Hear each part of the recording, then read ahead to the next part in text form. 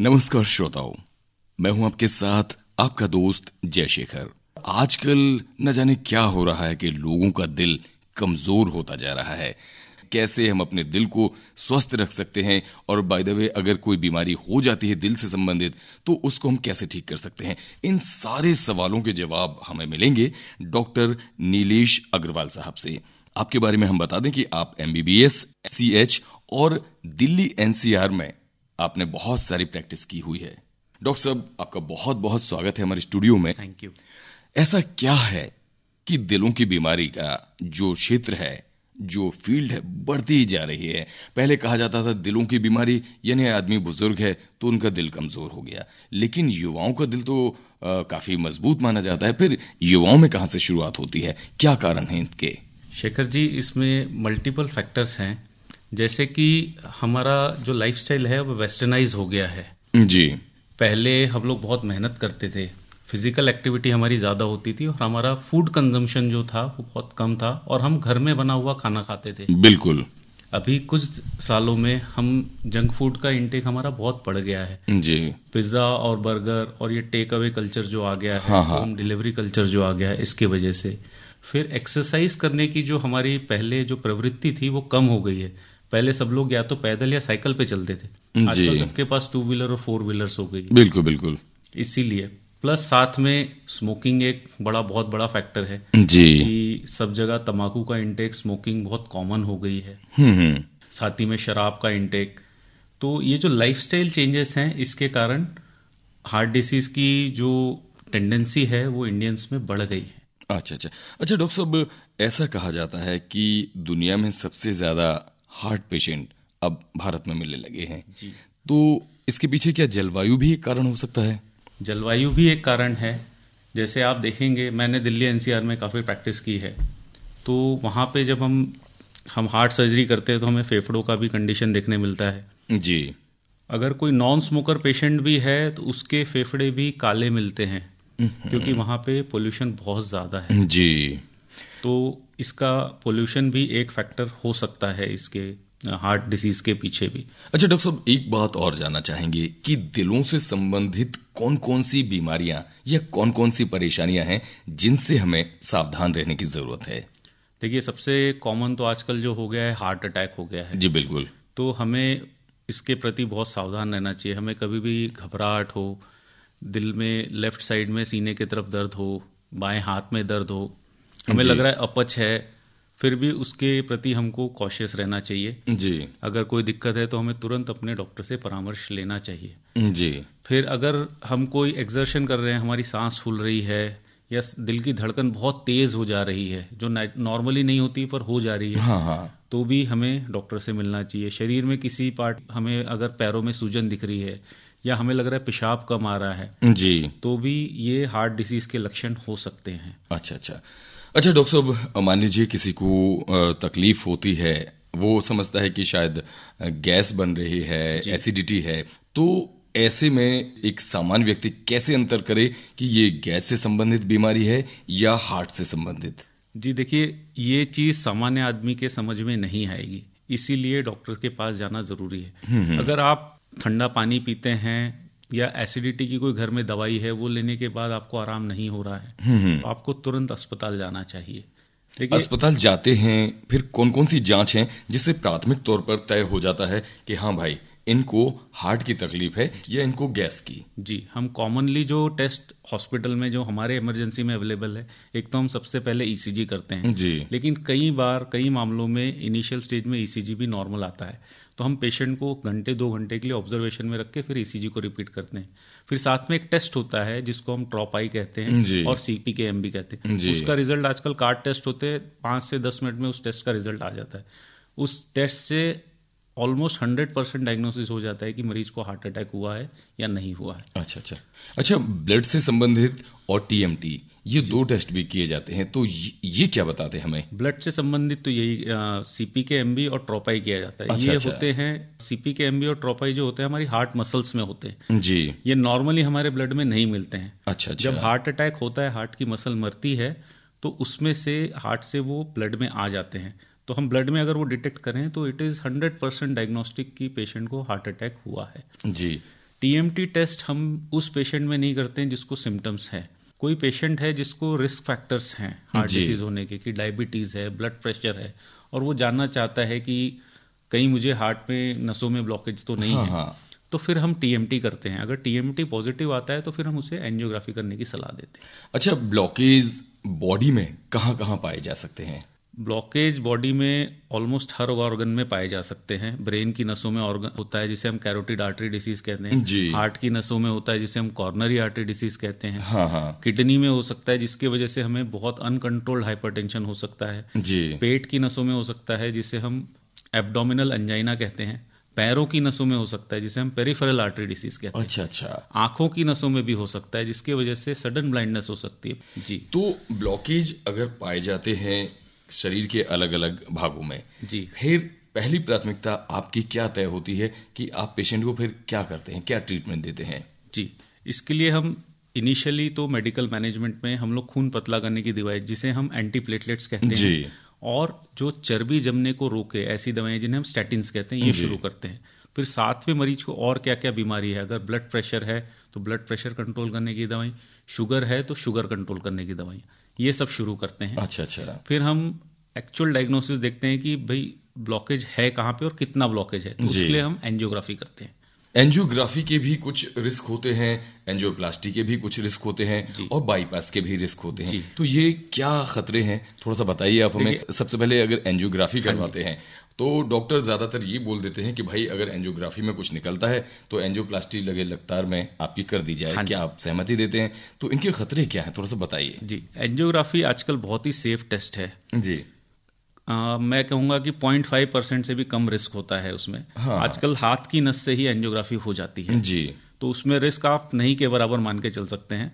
किसी पेशेंट को अगर किडनी की बीमारी है, तो जब हम एंजियोग्राफी करते हैं तो हार्ट की नस में हम डाई डालते हैं। अच्छा। तो वो डाई की वजह से किडनी में नुकसान हो सकता है। पर आजकल एंजियोग्राफी बहुत सेफ हो गई है। जी, एंजियोप्लास्टी के दौरान ये नुकसान हो सकता है कि जब हम स्टेंट डालते हैं और स्टेंट को फुलाते हैं, उस टाइम कई बार नस वहां पे फिर से वहां पे क्लॉट बन के ब्लॉक हो जाता है। जी, तो वो एक हार्ट अटैक पे दूसरा हार्ट अटैक होने का रिस्क होता है। ये कितने समय तक होता है इसका रिस्क? ये इनिशियल 24 से 48 घंटे में होता है। इसीलिए हर पेशेंट को स्टेंटिंग और स्टेंटिंग के बाद 2 दिन हम हमेशा सीसीयू में रखते हैं। जी। और आगे भी अगर मरीज दवाई तरीके से ना ले, परामर्श फॉलो ना करे, डायबिटीज और ब्लड प्रेशर को कंट्रोल ना रखे, तो धीरे धीरे भी स्टेंट आगे चल के 2 साल 4 साल में बंद हो सकता है। अगर वो रेगुलरली फॉलो करे तो स्टेंट लंबे समय तक। कितनी उम्र मानी जा सकती है स्टेंट की? ताउम्र भी चल सकते हैं। जी। और अगर हमको एक्चुअल देखना है कि अब 4-5 साल हो गए स्टेंट करने के बाद, तो हमें अगर देखना है तो आजकल हम सीटी स्कैन से भी एंजियोग्राफी कर सकते हैं, जिसे हम सीटी एंजियोग्राफी करते हैं। जी। जिससे भी हमें काफी कुछ स्टेंट की परिस्थिति पता चल सकती है। नहीं तो हम नॉर्मल एंजियोग्राफी करके भी देख सकते हैं कि भाई कोई स्टेंट में कोई ब्लॉकेज तो नहीं। स्टेंट काम कैसे करता है? स्टेंट बेसिकली एक मेटल का, मैं कहूंगा एक नली होती है, जी, जो हम पहले जहां नस हमारी ब्लॉक है वहां ले जाके हम एक बलून से उस नस को खोल देते हैं। जी, अब वो नस फिर से कोलैप्स ना हो इसलिए हम वहां पे एक मेटल का स्टेंट डाल देते हैं। जी। आजकल जो स्टेंट होते हैं उससे ड्रग्स इल्यूट होते हैं, ड्रग इल्यूटिंग स्टेंट करते हैं। ये हमारे लेटेस्ट अब टेक्नोलॉजी है, तो जी। इससे स्टेंट बंद होने का रिस्क कम हो जाता है। अच्छा, ऐसी टेक्नोलॉजी अभी तक नहीं आई कि जो ब्लड में जो ब्लॉकेज हैं उनको पिघला दे और ब्लड के रास्ते कहीं बाहर जी नहीं, अभी तो ऐसी कोई टेक्नोलॉजी नहीं। तो इसके ऊपर कोई शोध भी चल रहा होगा कि बहुत शोध चल रही है इसके ऊपर, और मैं समझता हूं कि शायद नेक्स्ट डिकेड में या दूसरे डिकेड में ऐसी कोई हमारे पास दवाई जरूर आएगी कि जिस मरीज को रिस्क है कि इसको हार्ट डिजीज हो सकता है, हम उसे वो शुरू करें तो एटलीस्ट वो उसका प्रोग्रेशन रोक दे, या फिर उसको थोड़ा सा रिवर्स करे कि उसको फिर स्टेंटिंग या बाईपास की जरूरत शायद ना पड़े। अच्छा, एक और पद्धति आई हुई है जिसमें लोगों को वाइब्रेट किया जाता है एक मशीन के साथ, उसके बारे में क्या कहना चाहेंगे कि इस टेक्नोलॉजी के ऊपर काम किया जाए? मैं आपको बड़ी क्लियरली इस बात को समझाऊंगा जी। इस टेक्नोलॉजी को EECP कहते हैं। बिल्कुल। हाँ, तो ये मशीन बड़े बड़े अस्पतालों में है, जहां मैंने दिल्ली NCR में काम किया वहां भी ये मशीनें हैं, और इस पे अमेरिका वगैरह में बहुत शोध हुई है। हाँ। ये मशीन उन लोगों के लिए उपयोगी है जिन मरीजों की या तो बाईपास नहीं हो सकता है या उनको स्टेंट भी नहीं पड़ सकता। अच्छा। किसी मरीज की जो नसें होती है हार्ट की, वो 1 mm से भी छोटी होती है, कॉर्नरी आर्टरी डिसीज, और जो ब्लॉकेजेस होते हैं वो मल्टीपल साइट्स पे होते हैं। जी। तो ना तो हम उसका बाईपास कर सकते हैं, ना तो हम उसमें स्टेंट डाल सकते हैं। ऐसे मरीजों को कुछ फायदा देने के लिए ईईसीपी का बेनिफिट है, बट इसका कोई 100% बेनिफिट नहीं है कि मरीज का ब्लॉकेज खत्म हो जाएगा। ऐसा कोई भी स्टडी में नहीं आया है जी। ये एक मार्केटिंग गिमिक है मेरे हिसाब से। अच्छा। तो मैं तो यही कहूंगा मरीजों को कि आप ये सब चक्करों में ना पड़ें। अगर आपको कोई ये सलाह देता है, आप एक कार्डियोलॉजिस्ट से मिलें और एक कार्डियक सर्जन से जरूर मिलें। उसके बाद आप एक डिसीजन ले कि आपको वो करना है या नहीं करना है। अच्छा डॉक्टर साहब, किसी पेशेंट को हार्ट संबंधी कोई परेशानी होती है और उसके ब्लॉकेज का पता लगता है, तो क्या 100% उसे हार्ट अटैक के बाद ही पता चलता है या पहले ही बगैर हार्ट अटैक के पता चल सकता है? कई मरीजों को बिना हार्ट अटैक होने के पहले भी पता चल सकता है। इसीलिए हम कहते हैं कि हमें स्क्रीनिंग कराते रहनी चाहिए। जब हमारी उम्र 40 के ऊपर हो जाए तब हमें ये सब चीजों की स्क्रीनिंग करानी चाहिए। जैसे हम साल में एक बार ट्रेडमिल टेस्ट करके देख सकते हैं जी। या फिर कुछ लोग होते हैं जिनको कोई पैर में प्रॉब्लम है, दौड़ नहीं सकते हैं, ट्रेडमिल पे चल नहीं सकते, तो आजकल सीटी कॉर्नरी एंजियोग्राफी होने लगी है जी। 15 मिनट का टेस्ट होता है मुश्किल से। ये सागर जैसे शहर में उपलब्ध है? जी बिल्कुल उपलब्ध है जी। और अगर किसी को यही है कि नहीं मुझे एकदम 100% पता करना है कि बीमारी है या नहीं है, तो फिर हम नॉर्मल एंजियोग्राफी कर सकते हैं। आजकल रेडियल एंजियोग्राफी होती है, तो हम सुबह मरीज को भर्ती करते हैं, दोपहर को छुट्टी कर देते हैं। क्या बात है, बहुत ही बढ़िया तकनीकी कहीं ना कहीं हमारे जीवन की रक्षक भी बनी हुई है।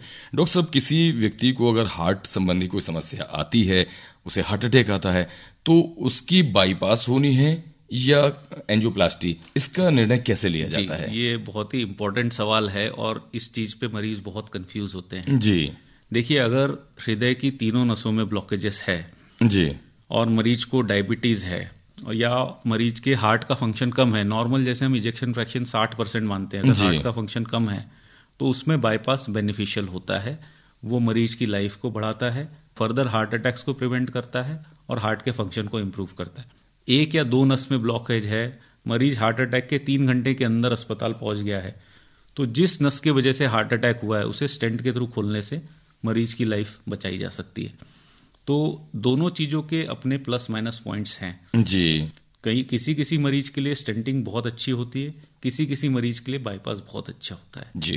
डॉक्टर साहब, स्टंट डल जाता है, लोगों की एंजियोप्लास्टी हो जाती है, अब उसके बाद उनका खान पान, उनकी दिनचर्या, उनका रहन सहन कैसा होना चाहिए? क्या क्या सावधानी लेनी चाहिए उन्हें? थोड़ा सा इस पर प्रकाश डालें।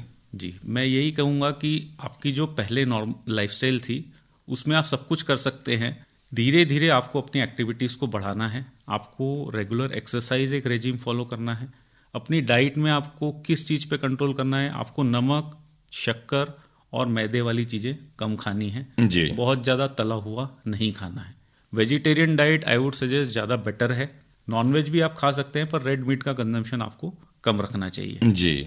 और शारीरिक जो अभ्यास होते हैं, एक्सरसाइज होती है, रेगुलर एक्सरसाइज स्टेंटिंग के बाद, बाईपास के बाद आप जरूर ही कर सकते हैं, इसमें कोई परहेज नहीं होता है।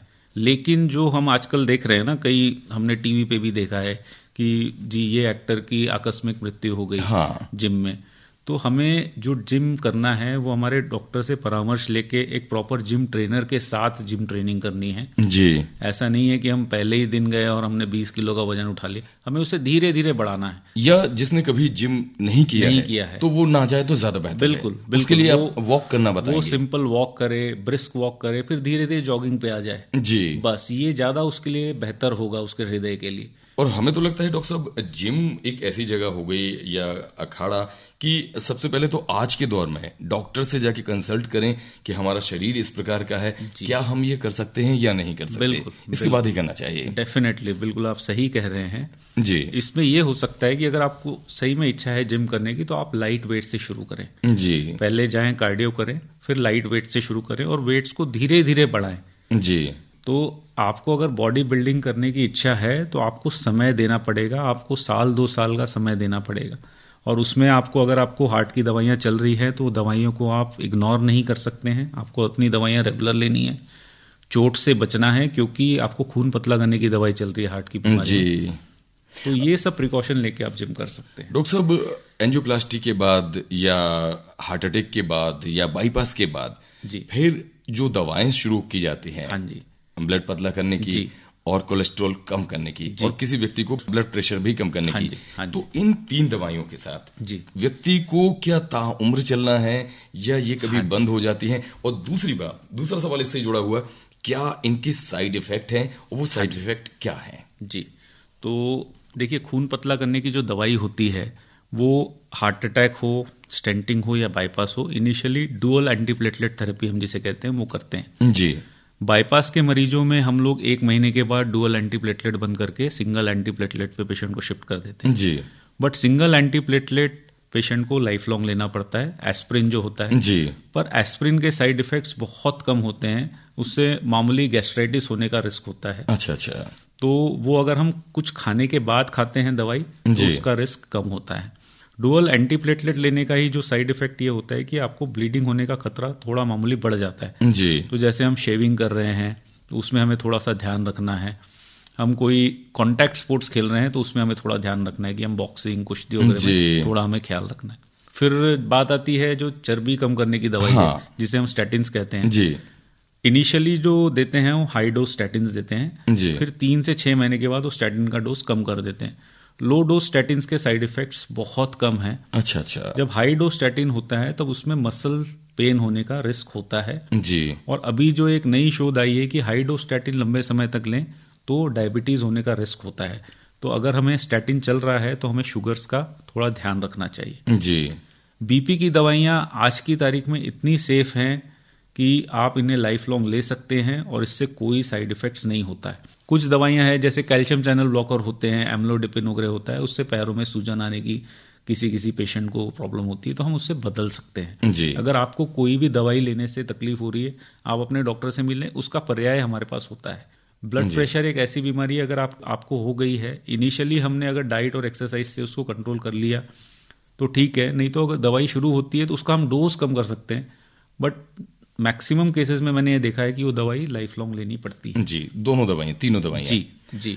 तो श्रोताओं, ये थी एक मुलाकात डॉक्टर नीलेश अग्रवाल जी से जो बता रहे थे कि अपने दिल को मजबूत कैसे रखना है। हमें उम्मीद है इस जानकारी का आपको बहुत फायदा होगा। आप अपना खूब ख्याल रखें और डॉक्टर साहब, आप हमारी स्टूडियो आए, हमें बहुत ही उम्दा जानकारी दी, इसके लिए आपको बहुत बहुत धन्यवाद। Thank you, my pleasure.